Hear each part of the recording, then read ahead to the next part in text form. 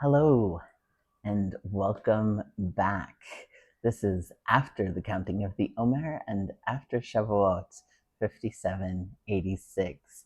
I am recording this on Sunday, the 24th of May, 2026, after recovering from staying up all night on Shavuot and having a wonderful Shabbat and sleeping in this morning. Let's start with a blessing for this mitzvah of Torah study that we're about to do. Baruch atah Adonai Eloheinu melech haolam asher kedishanu b'mitzvotav v'tzivanu le'asok b'divrei Torah. Blessed are you, Adonai our God, sovereign of the universe, who makes us holy through mitzvot and who commanded us to busy ourselves with words of Torah. What happened at Sinai? Last week, when we finished off the count of the Omer, I promised to come back for one more video. I wanted to share with you what happened right after the Ten Commandments were spoken by the very voice of God at Mount Sinai. So let's take a look. And all of the people witnessed the thunder and the flashes of light, as well as the sound of the shofar, and the mountains in smoke. When they saw it, the people trembled, and they stood at a distance.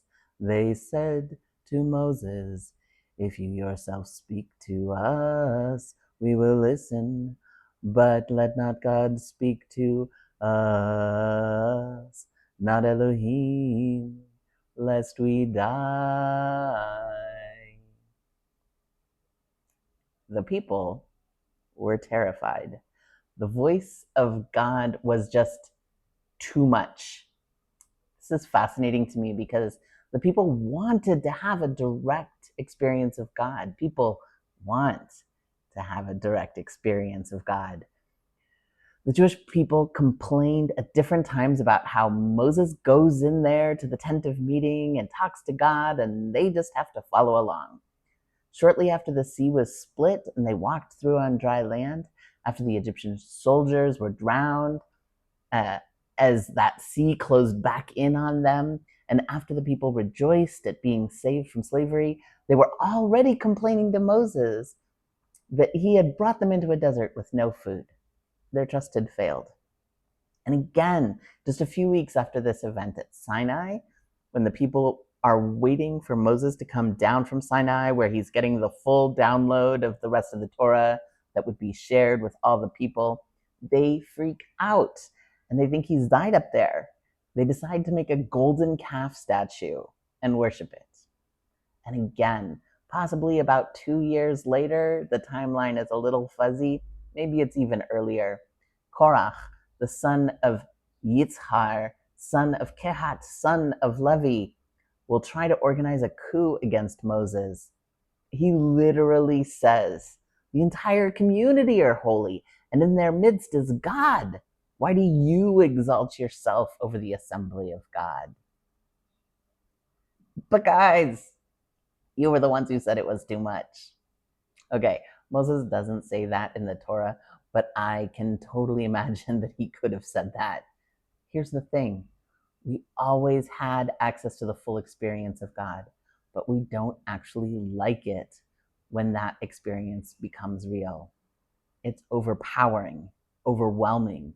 It knocks us off our feet and makes us question everything, even life itself. So God pulls back. Let's keep reading. Then said Moses to the people, "Do not be afraid. What is happening now is for the purpose of testing you. This appearance of God, Elohim, and in order that there be upon you the true fear of God, even seen on your faces, so that you will not sin. So the people kept standing far off while Moses drew near to the heavy cloud in which there was seen Elohim.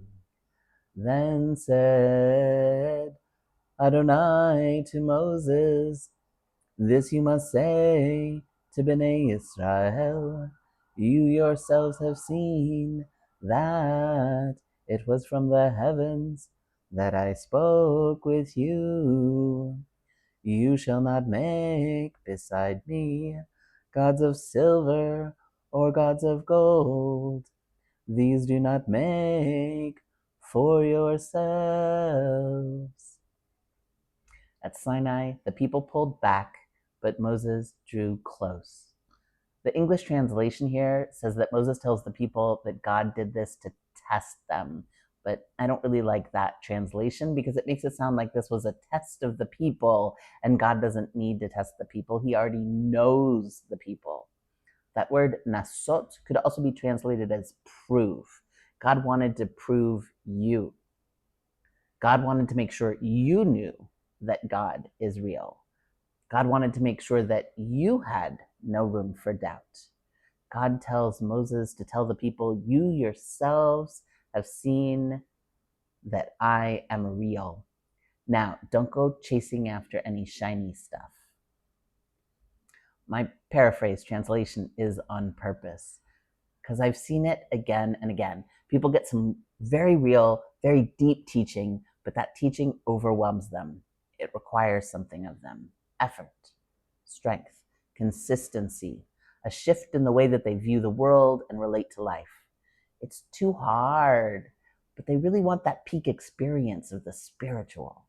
So then they go chase after shiny stuff. For the Israelites, it was the shiny statues that they were used to back in Egypt. For modern people, it's often the easy to digest spiritual teachings that don't ask anything of them. Abundance theology, magical worldviews that pretend that nothing bad ever happens to good people. The idea that because you are chosen, you must be right. But real divine connection takes work. Our tradition is a lot harder than that. Our tradition says that there will always be poor people, so we have to always give enough to make sure that they have enough. Our tradition says that there will always be sick people, and so we need to do the work to take care of them. Our tradition says that there are different ways to encounter God, and for the most dramatic of those, we need to prepare ourselves above and beyond the normal everyday because that experience is not compatible with ordinary living.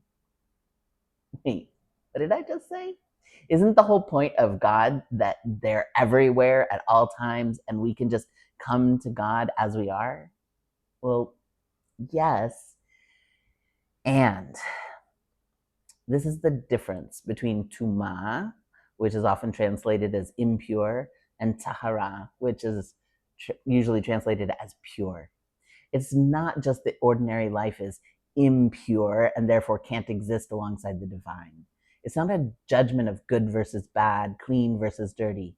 It's that the intensity of the divine overpowers the ability to do even the most basic of normal things.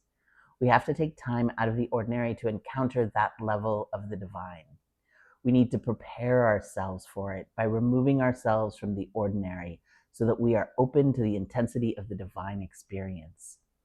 And then we have to somehow carry that experience inside ourselves back to the ordinary world.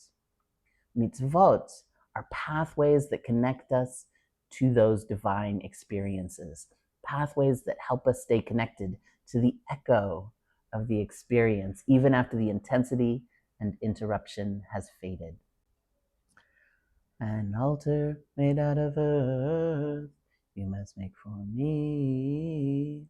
You will sacrifice on it your burnt offerings and your peace offerings, your sheep and your cattle, in every place at which I make known my name.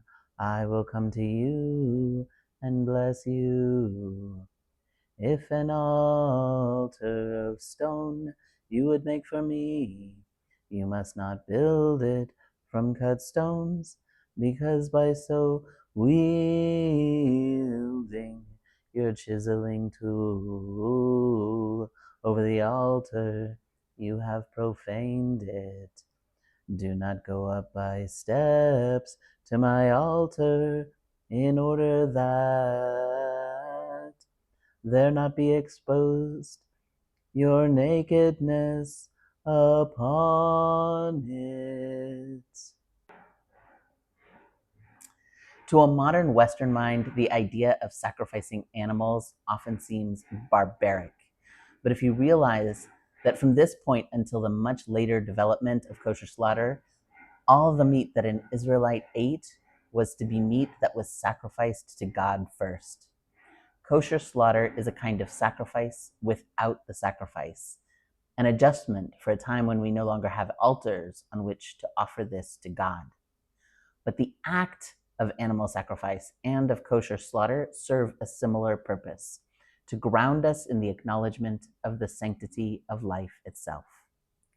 When the mystical experience of the voice of God is too much, remember the ground you walk on.